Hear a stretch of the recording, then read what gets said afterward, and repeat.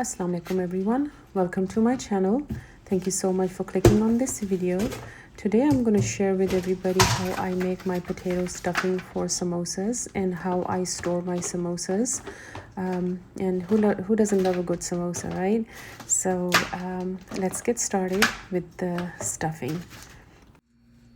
So I have about 8 medium-sized potatoes. These are Idaho potatoes. So I'm gonna go ahead and peel them and cut them into cubes because I don't like to boil potatoes for samosa stuffing. I like to cook them, cut them into cubes and then cook them. So I'm gonna go ahead and peel these and wash them and then cut them into cubes. So I'm gonna use this chopper to chop these up, but if you don't have one of these, you can just cut it by hand like this, and then just cut them like this and cut them into little cubes, so they about this size, not too big. So I'm going to use this chopper and chop one or two up in here. I'm going to show you that it is much easier to do it by with this chopper instead of hand. So I just cut them into little discs, and then they look like this. So it's up to you. I mean, it's much easier if you have one of these choppers. So I'm gonna chop all of these up, and then we're gonna go ahead and start cooking them. So I've already chopped them up, and that chopper takes literally 5 minutes to do all this. By hand it would have took quite some time. So I soaked them in water because then they tend to get discolored and get dark. So soak them in water and let's start cooking. Put the cumin there, but oh well. So I have 1.5 teaspoon of coriander, crushed coriander. I have half a teaspoon of amchoor powder, that's optional. I have half a teaspoon of ajwain, or I think it's called carom seed, and I have half a teaspoon of turmeric. I have 2 teaspoons of red chili flakes. You can also add red chili powder, but I like to add chili flakes. I have half a teaspoon of cumin powder. I have half a teaspoon of garam masala, and 1.5 teaspoon of salt. Now do add salt according to your diet, or you know, I don't know, every salt is different. So, and then here I have 1 teaspoon of cumin. That kind of got mixed up with everything else, but that goes in first. So I have here my pan ready, and I added a couple of tablespoons of oil, not too much. We don't want oil oozing out of the mixture, okay? So first I'm just gonna add the cumin seed, and we need to let that sizzle just a little bit.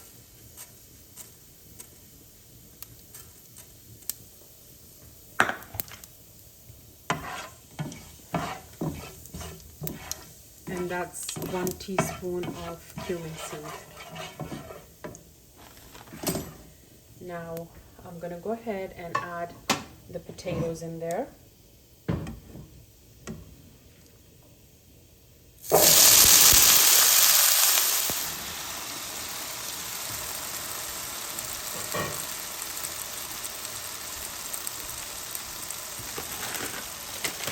gonna add some green peas.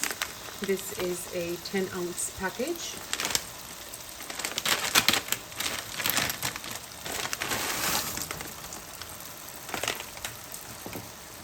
And after that, I'm going to add all the spices. You can also add chickpeas in there. So about 1 or 2 cans of chickpeas if you don't want chickpeas if you don't want to add the green peas. So we're gonna go ahead and mix everything well.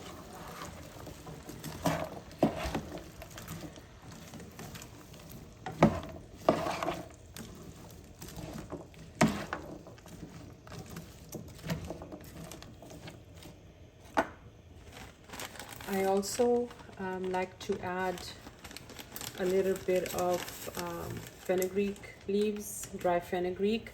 So this is about 2 tablespoons of methi. So I'm just going to crush that up in between my palms and just put that in there. I added a little bit of water in there, probably about half a cup. And now we're going to go ahead and cover this and turn the heat or turn the flame to low, and we're gonna let this cook till the potatoes are nice and mushy and they're done. Once you start to hear them sizzle, turn the flame to low, so it should be like that, not high. And we're gonna mix it every 10-15 minutes till it's done. So I forgot to add garlic powder, so I'm just gonna go ahead and sprinkle about a teaspoon on there. Then mix.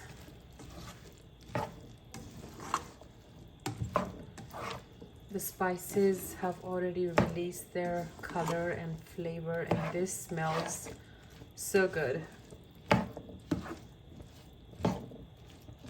Okay, now I'm gonna cover and let it cook.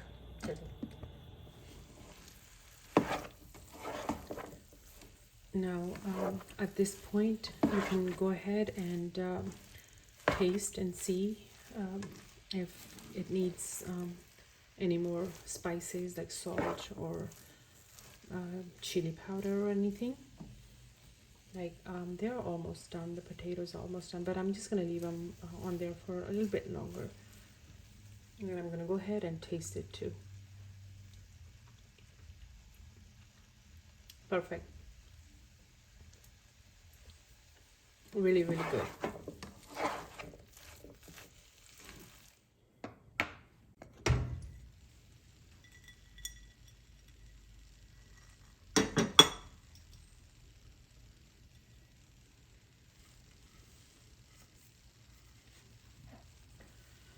Now at this point you can see that potatoes are done, they're perfectly done, and you can see that they're not oily at all.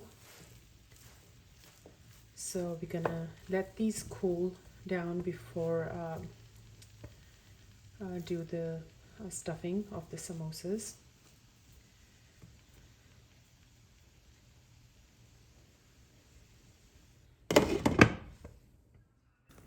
So this is the lazy samosa hack. These are uncooked tortillas that I'm going to use today to make the samosas. I will share how I make homemade samosa dough later on. And I've stuffed all the samosas with the stuffing, and now I'm going to transfer them to this tray and then freeze them. I took them out of the freezer, and this is how I like to store them. And you can store them in Ziploc freezer bags as well. I always have samosas ready on hand for unexpected guests, and you know, sometimes when you want to have samosas yourself. So I store some in this container, and then I'll store some in a plastic bag. So hopefully this was helpful. And I will share very soon how I make the dough and samosas from scratch as well. So thank you so much for watching. I hope this was helpful, and stay connected. And if you haven't done so, please like, share, and subscribe.